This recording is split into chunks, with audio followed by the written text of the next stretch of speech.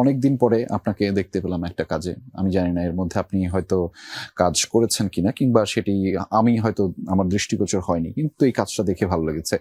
বিষয়টা কি এমন আপনি অনেকদিন পরে একটা কাজে এসেছেন, যুক্ত না, হয়েছেন? কাজ তো আমি করি, জি। মাধ্যমটা অনেকদিন পরে।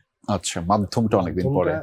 কাজের মাধ্যম তো অনেক, টেলিভিশন চ্যানেল, ইউটিউব চ্যানেল, আরো এক্স্যাক্টলি। অনেক কিছু, হ্যাঁ, হ্যাঁ। ওটিটি।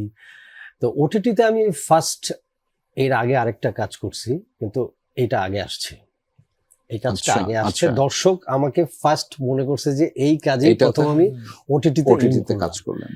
এবং যখন আমাকে স্ক্রিপ্টটা দেয়, ডিরেক্টর আমাকে বলল যে খুবই খুবই অন্যরকম একটা এবং মানে এআই দিয়ে এটা একটা ব্যারোমিটার করছিল যে এটার পার্সেন্টেজ কত আসে। আচ্ছা। আমাকে দেখাচ্ছিল যে এটার পার্সেন্টেজ, এই ক্যারেক্টারটার পার্সেন্টেজ অনেক বেশি। তারপর আমার ক্যারেক্টারটার প্রতি এতটা ভালো লাগছে যে আমি ওকে আমি বলছি যে এটাকে আরো বাড়ানো যায় কিনা, আরো ওরকম করা যায় কিনা। ও জানা না, ঠিক আছে ঠিক আছে। কিন্তু আমার মনের মধ্যে এক ধরনের আক্ষেপ ছিল যে মনে হয় না, কিন্তু দেখার পরে মনে হয়েছে যে গুড। আর আপনি যেটা বললেন যে এতদিন পরে এইভাবে আসেন করে, ইচ্ছা করলে আমি আসতে পারি না। আচ্ছা।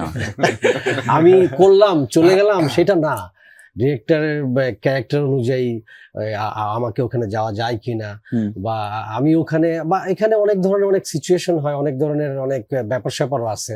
আমি অ্যাজ এ আর্টিস্ট হিসাবে ইচ্ছা করলে যেতে পারি না, ডিরেক্টরও ইচ্ছা করলে আমাকে নিতে পারে না, আমার মনে হয়। তো যাক, কাকতালীয় ভাবে মিলে গেছে, তাই আমি।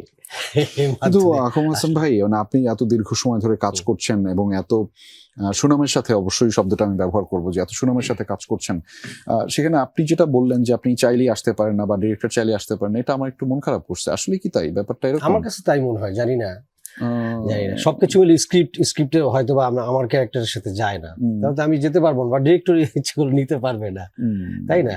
তো ওরকম কারণেই হয়তো বা এত দেরি হয়েছে। আচ্ছা, এখন ব্যাটে বলে মিলছে, চলে আসছি।